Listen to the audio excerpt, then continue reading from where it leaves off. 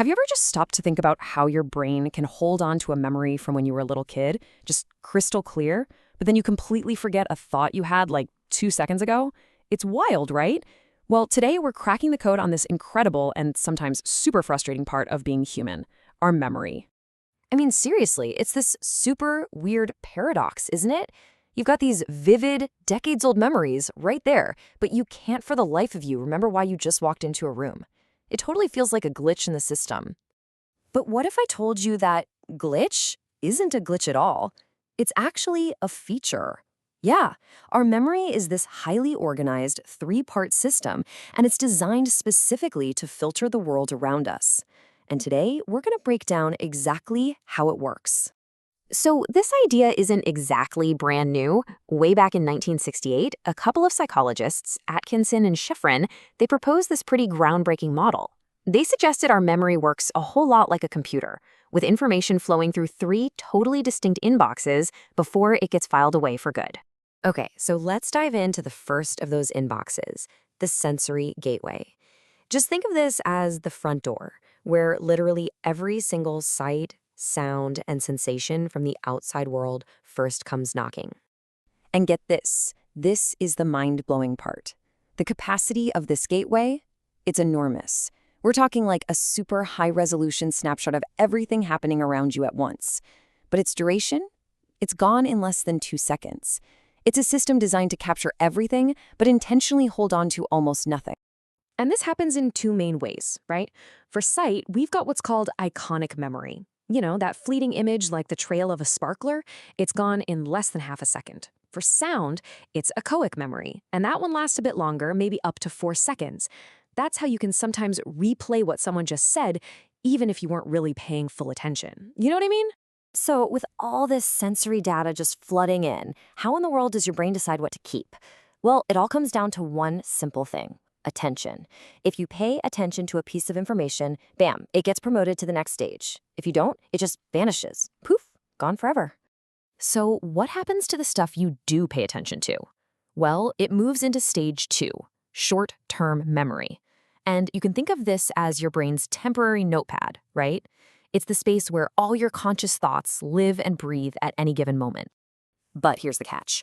Unlike that huge sensory gateway, this mental notepad is, well, surprisingly restrictive. Its capacity is tiny, its duration is super fleeting, we're talking seconds, and it tends to store things based on how they sound. That's why you might, mentally mix up letters that sound alike, like B and P. Yeah, the capacity was famously figured out by a psychologist named George Miller. He called it the magical number 7 plus or minus 2. What that means is that most of us can only really juggle about 5 to 9 pieces of information here at any one time. That's it. So how do we fight back against that 30-second countdown to forgetting? We use this simple little trick called maintenance rehearsal. And honestly, it's just what it sounds like. It's you repeating a phone number or a code over and over and over again just to keep it active on your mental notepad. Okay, but what if you need to hold more than 9 things? That's where another really clever technique comes in, chunking. So instead of trying to remember 9 totally separate letters, your brain is smart. It groups them into 3 meaningful chunks. By doing that, you're only using 3 slots in your short-term memory, not 9. It's a fantastic little mental life hack for sure. All right, so if you rehearse that information enough, or if it's really meaningful to you, it gets promoted from that temporary little notepad to its final destination, the long-term library. And the difference here is, well, it's staggering. The capacity is potentially limitless, and memories here can last a whole lifetime. This is where everything you truly know is stored. And the key difference is the encoding. Your brain files things away based on their meaning, not just the raw data or how it sounds. So how do we actually get information into this permanent library? It's not through just repeating it over and over. The key is something called elaborative rehearsal. This is where you actively connect the new information to things you already understand. You give it meaning. You give it a hook to hang on to.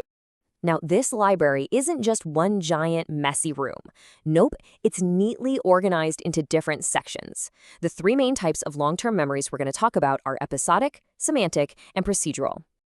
First up, episodic memories. These are basically your personal stories. Think of it as your own mental diary. The memory of your last birthday party, your first day of school, even what you had for breakfast this morning. These are all memories of personal events or episodes. Then you've got semantic memory. This, on the other hand, is your internal encyclopedia. It's all the facts and general knowledge you've picked up over the years. You know that Paris is the capital of France, right? But you probably don't remember the specific episode or the exact moment when you learned that fact. It's just knowledge. And finally, there's procedural memory. This is your muscle memory. We're talking about all the skills you learn that eventually become totally automatic. Things like riding a bike, tying your shoes, or typing on a keyboard. You don't have to consciously think about how to do them. Your body just knows. All right, so we've walked through the entire system, from that fleeting sensory snapshot all the way to the infinite long-term library. So let's put it all together in one final blueprint just to make sure it all clicks. So here it is, the whole process at a glance. We start with this huge sensory capacity that lasts for what, less than 2 seconds? Then, from there, if you pay attention, it pushes a few items into our short-term memory for about 30 seconds. And finally, through rehearsal and, most importantly, by finding meaning in it, that information can be stored in a vast library, potentially for a lifetime. So you see, attention and rehearsal, those are the gatekeepers. And there you have it, the multi-store model in a nutshell. It really provides a fantastic foundation for understanding how our memory works. But it does leave us with a pretty critical question. Is our short-term memory just a passive little notepad, or is it a much more dynamic, active workspace that can actually juggle and manipulate information? That's a great question for another time.